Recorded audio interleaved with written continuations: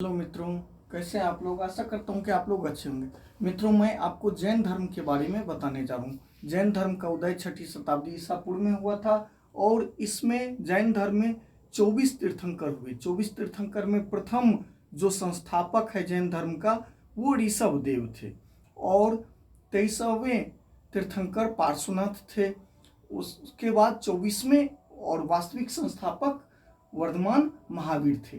तो वर्धमान महावीर जिनका जन्म आपको वैशाली के कुंडग्राम में हुआ था, उसके बाद उनको जंबिका ग्राम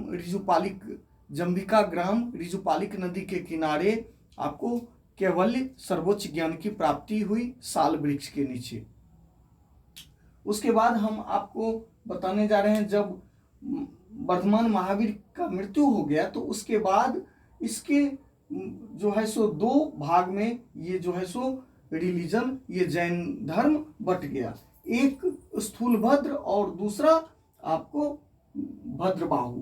तो क्या हुआ मित्रों कि पाटलिपुत्र में अकाल पड़ गया, यानी कि मगध में अकाल पड़ने से भद्रबाहु अपने अनुयायियों के साथ वो कहाँ चले गए तो दक्षिण भारत चले गए और स्थूलभद्र के नेतृत्व में मगध में जो अनुयायी रहे वो मगध में स्थूलभद्र के नेतृत्व में रहे तो वो श्वेतांबर कहलाए, क्योंकि ये लोग पार्श्वनाथ के अनुयायी थे और पार्श्वनाथ श्वेत वस्त्र धारण करते थे, इसलिए उन्हें श्वेतांबर कहा गया। और स्थूलभद्र के ही नेतृत्व में प्रथम जैन संगीति का आयोजन हुआ था मित्रों, जो आपको इसमें प्रथम जैन संगीत हुआ था और दो भागों में बट गया था, श्वेतांबर और दिगंबर। और ये पाटलिपुत्र में हुआ था मित्रों चंद्रगुप्त मौर्य के काल में। चंद्रगुप्त मौर्य के काल में प्रथम बौद्ध जैन संगीत थी 322 से 298 ईसा पूर्व में स्थूलभद्र की अध्यक्षता में। उसके बाद द्वितीय जैन संगीति वल्लभी में देवर्धि गणि क्षमा श्रवण के नेतृत्व में हुआ था, उनकी अध्यक्षता में हुआ था और 512 ईस्वी में। ये वल्लभी कहाँ है? गुजरात में। तो द्वितीय जैन संगीति गुजरात में, वल्लभी गुजरात में, देवर्धि गणि क्षमा श्रवण की अध्यक्षता में, और प्रथम जैन संगीति पाटलिपुत्र में 322 से 298 ईसा पूर्व में चंद्रगुप्त मौर्य के काल में, और इसके अध्यक्ष थे स्थूलभद्र। उसके बाद भद्रबाहु के नेतृत्व में कुछ जैन भिक्षु दक्षिण भारत चले गए, ये हम आपको बताए हैं। और क्योंकि मगध में अकाल पड़ गया था, भद्रबाहु के अनुयायी नग्न रहते थे और ये काफी सिद्धांतवादी थे भद्रबाहु के अनुयायी। तो इन सिद्धांतवादी लोगों को दिगंबर कहा गया, यानी कि भद्रबाहु के जो अनुयायी थे वो दिगंबर कहलाए, वो सिद्धांतवादी थे और वर्धमान महावीर स्वामी के कट्टर अनुयायी थे, यानी कि उनके शब्दों को वो अक्षरशः पालन करते थे। लेकिन कुछ परिवर्तन के साथ स्थूलभद्र ने कुछ परिवर्तन के साथ पार्श्वनाथ के सिद्धांतों को मानते हुए उनके अनुयायी के रूप में अपने आप को वो श्वेत वस्त्र धारण किए और कुछ नियम संशोधित करके उन्होंने माना इसको। उसके बाद जैन साहित्य को क्या कहा गया है मित्रों? आगम साहित्य। जैन साहित्य को आगम साहित्य कहा गया है। इसमें 12 अंग, 12 उपांग, 10 प्रकीर्ण और 6 छेद सूत्र है। जैन साहित्य को आगम साहित्य कहा गया। इसमें 12 अंग, 12 उपांग, 10 प्रकीर्ण और 6 छेद सूत्र है। छेद सूत्र में जैन भिक्षुओं के लिए विधि नियमों का संग्रह है। छेद सूत्र में क्या है? जैन भिक्षुओं के लिए विधि नियमों का संग्रह है।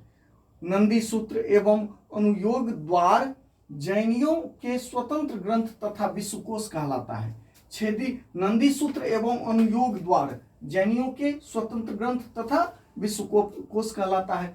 कुछ महत्वपूर्ण जो आपको जैन ग्रंथ हैं जिसमें आचारांग सूत्र महावीर की तपस्या, घोर तपस्या, कठोर तपस्या के बारे में आचारांग सूत्र में वर्णन है, तो ये महत्वपूर्ण आपको जैन ग्रंथ है। आचारांग सूत्र, कल्प सूत्र जो संस्कृत में वर्णित है मित्रों, परिशिष्ट पर्वन, भद्रबाहु चरित्र, भगवती सूत्र, आदि पुराण और उत्तर पुराण। तो कुछ महत्वपूर्ण जो ग्रंथ है आचारांग सूत्र, कल्प सूत्र जो संस्कृत में है, परिशिष्ट पर्वन, भद्रबाहु चरित्र, भगवती सूत्र, आदि पुराण और उत्तर पुराण। इस और जैन धर्म में कुछ मंदिर का जो निर्माण हुआ वो काफी महत्वपूर्ण है दोस्तों। हाथी गुम्फा अभिलेख है, दूसरा है हाथी गुम्फा का मंदिर, उड़ीसा में स्थित है हाथी गुम्फा मंदिर। दिलवाड़ा का जैन मंदिर माउंट आबू राजस्थान में है मित्रों। उसके बाद गोमतेश्वर प्रतिमा जो कर्नाटक में है। आपको चंद्रगुप्त मौर्य ने संलेखन के माध्यम से अपने शरीर को त्याग किया और गोमतेश्वर श्रवणबेलगोला में गोमतेश्वर का प्रतिमा काफी महत्वपूर्ण है। खजुराहो में निर्मित पार्श्वनाथ एवं आदिनाथ का मंदिर काफी प्रसिद्ध है। और जैन धर्म में 18 प्रकार के पाप का उल्लेख किया गया है। उसमें झूठ बोलना, उसके बाद जो है सो आपको निंदा, जो है सो व्यभिचार, उसके बाद चोरी करना, उसके बाद किसी से ईर्ष्या करना, द्वेष करना, ये सब आपको विभिन्न प्रकार के 18 पाप के बारे में वर्णन है।